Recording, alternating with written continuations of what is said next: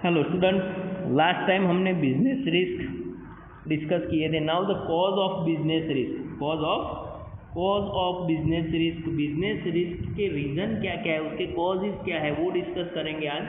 So first, the change in a technology. तो simple चीज समझ लो तुम कि रिस्क क्या है। पहले मीन्स हम थोड़ा सा प्रैक्टिकली डिस्कस करेंगे, फिर हम will discuss line to line जो बुक्स के पॉइंट्स को डिस्कस करेंगे, सो तुम्हें ईजी रहे।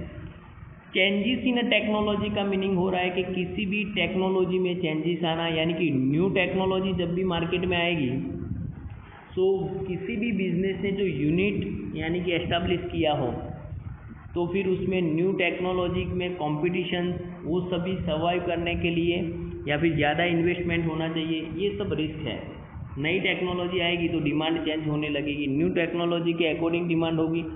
तो जो हमारे पास मशीनरी या कुछ भी है वो कंपेरेटिवली मे बी मीन्स उसके प्रोडक्शन कैपेसिटी उससे कम होगी, सो हमारी कॉस्ट भी कंपेरेटिवली थोड़ी ज़्यादा होने की चांसेस है। तो मार्केट में सर्वाइव करना हो, कंपटीशन की मार्केट में सर्वाइव करने के लिए प्राइस लेस होनी चाहिए, यानी कि कम होनी चाहिए।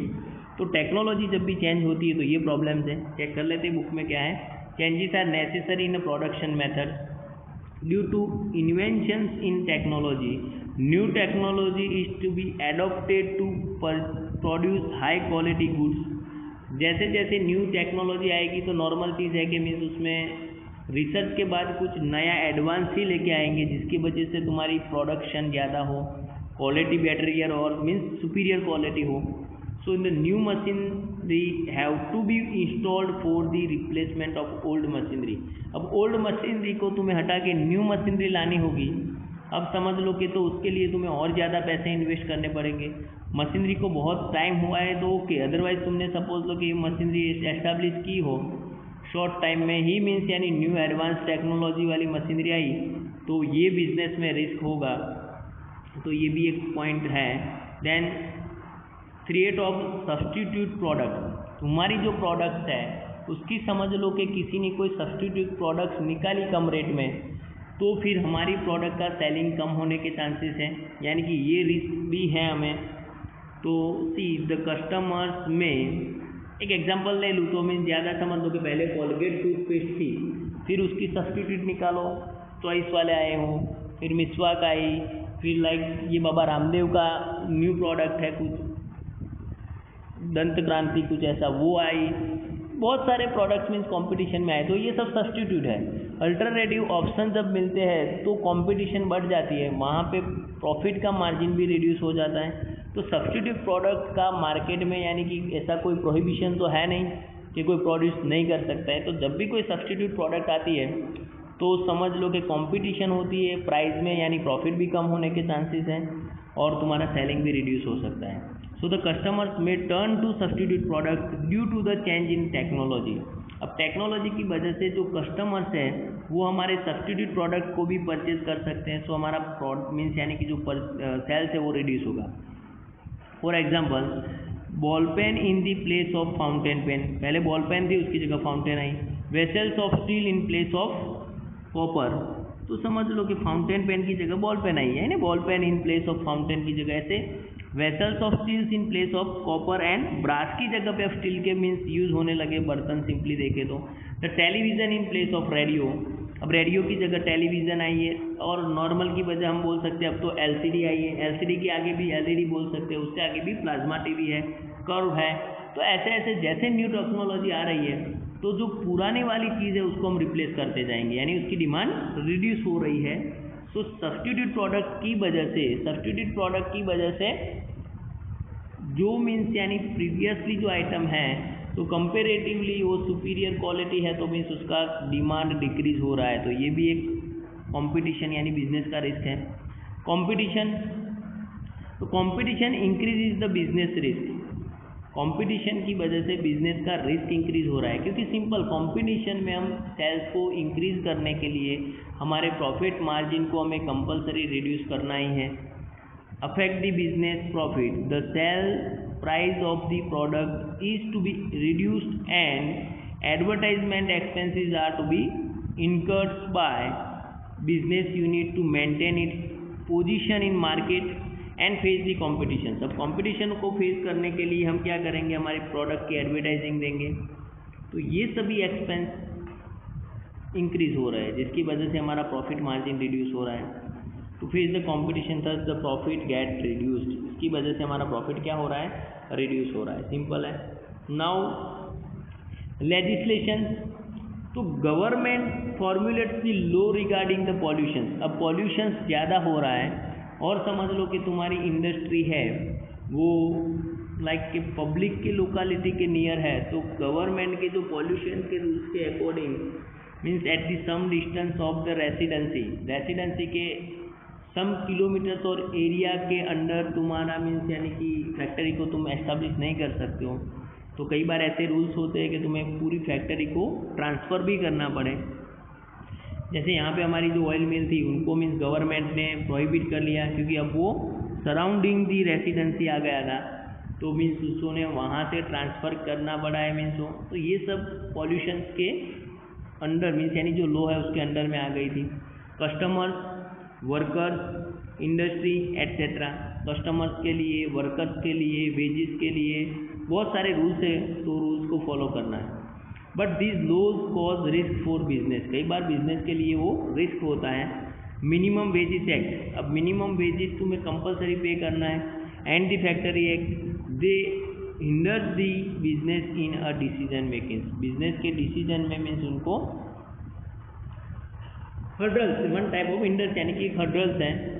सो ये भी एक इम्पॉर्टेंट पॉइंट है मीन्स बिजनेस सीरीज के लिए। अनसर्टेनिटी ऑफ डिमांड, कब कितनी डिमांड होने वाली है वो फिक्स नहीं है। हम प्रोडक्शन भी करने जाए तो कितना प्रोडक्शन करेंगे वो एक मीन्स सस्पेंस जैसा है हमारे लिए, कि कई बार ऐसा होता है कि सीज़न अच्छी हुई या फिर तो ज़्यादा डिमांड हुई तो सेम टाइम हम उतना ज़्यादा प्रोडक्शन नहीं करेंगे, और कई बार हमने समझ लो कि ज़्यादा प्रोडक्शन किया है तो डिमांड कम हो गई तो फिर हमें लॉस होने के चांसेस हैं। तो ये अनसर्टेनिटी ऑफ जो डिमांड है वो भी एक रिस्क है बिजनेस का। Uncertainty of demand for the product create the risk for the business, like changes in customers income, taste, product price, inflation etcetera. ये सभी सर्कमस्टेंस की वजह से समझ लो कि डिमांड में चेंजेस आया। Create the uncertainty for the demand and which affect the profit of business, जिसकी वजह से बिजनेस के प्रॉफिट को भी इफेक्ट हो रहा है। क्योंकि मीन्स समझ लो कि तुम्हारा टेस्ट चेंज हुआ, न्यू टेक्नोलॉजी आ गई, तो कस्टमर्स जैसे आगे बात हुई कि सब्स्टिट्यूट प्रोडक्ट यूज़ करने लगे तो हमारी डिमांड रिड्यूस भी हो सकती है। देन प्रोडक्ट की प्राइस इंक्रीज करने से भी मीन्स रिड्यूस हो सकती है, या इन्फ्लेशन की वजह से हो सकता है। तो ये सब मीन्स इसके ऐसे कॉज हैं कि जिसकी वजह से हमारी डिमांड रिड्यूस हो जाएगी तो बिजनेस के लॉस होने के चांसेस ज़्यादा है।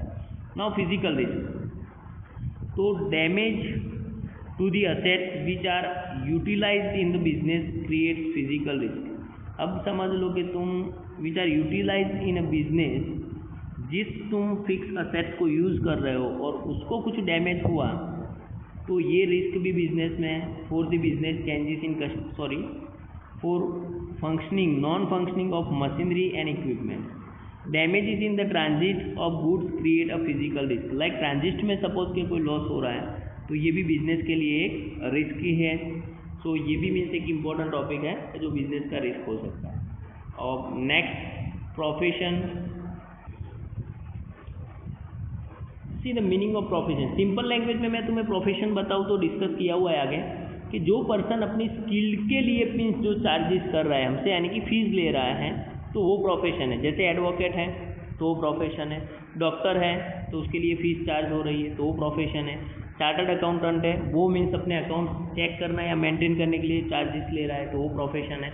तो ये सभी प्रोफेशंस में अकाउंटेंट हो रहा है तो वो भी प्रोफेशन है, वो अपनी फ़ीस ले रहा है। देन एजुकेशनल सपोज के क्लासेस चल रहे हैं तो वो भी एक प्रोफेशन है।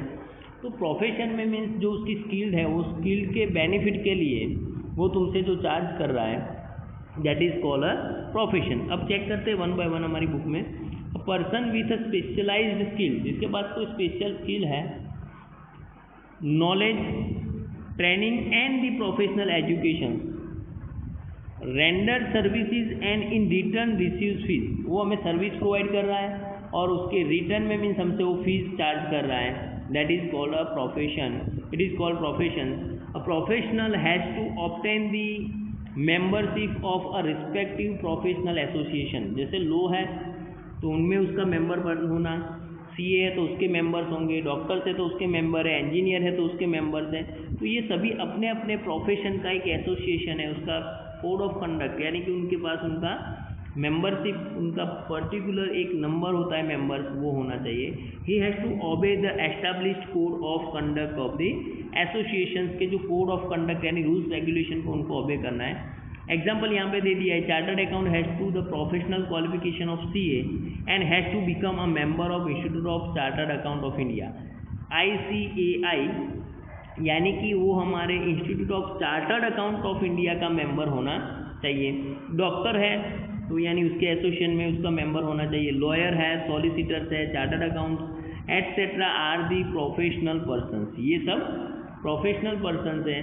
Then professional skill can be also be use for the employment, और उसको हम एज एम्प्लॉयमेंट के लिए भी यूज़ कर सकते हैं। For example when a doctor accept to render services in hospital in the return of salary. तो अब ये क्या कर रहे हो, बहुत बड़ी जो मीन्स हॉस्पिटल्स होती है वहाँ पे डॉक्टर्स को सैलरी बेसिस पे रखेंगे तो मीन्स वो एम्प्लॉयमेंट के लिए भी यूज़ हो सकता है।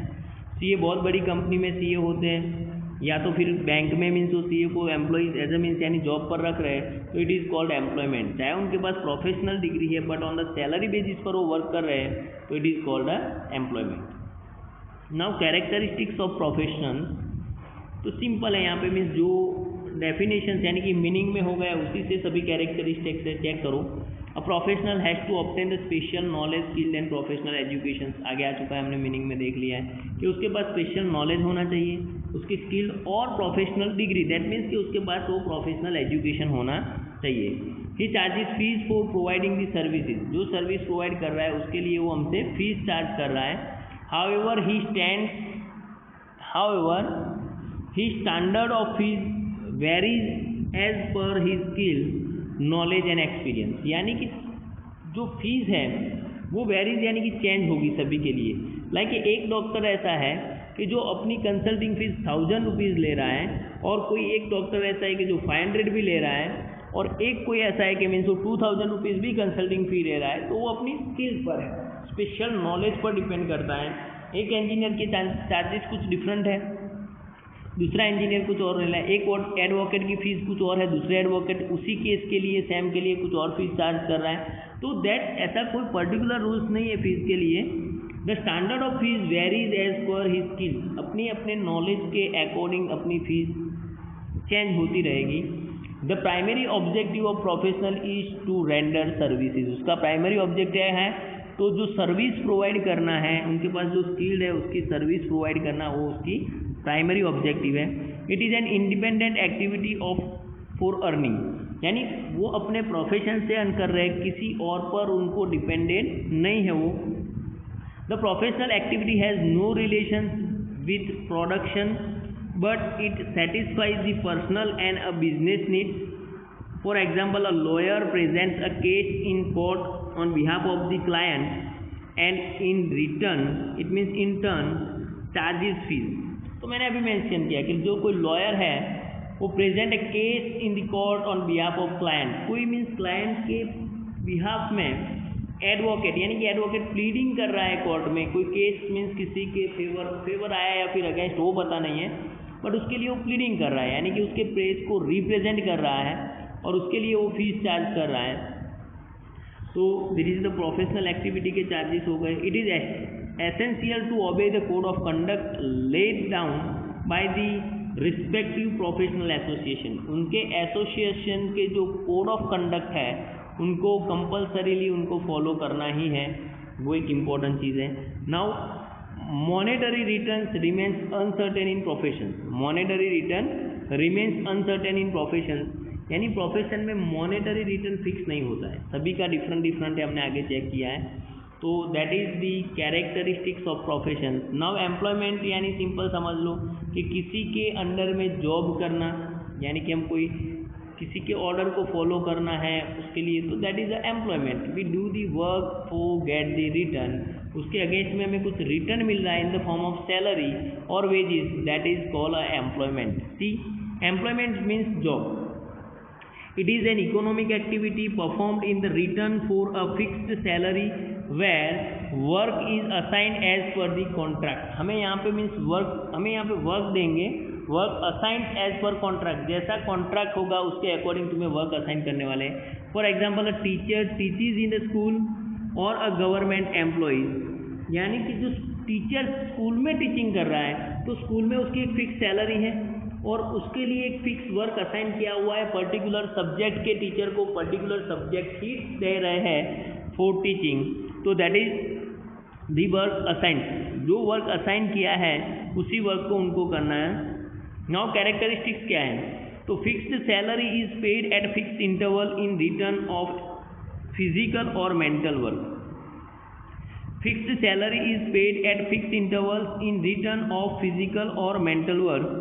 Certain other benefits are available in addition to the salary. Example, medical allowances, pension, etc. To perform the assigned work as per the contract under the control of employees.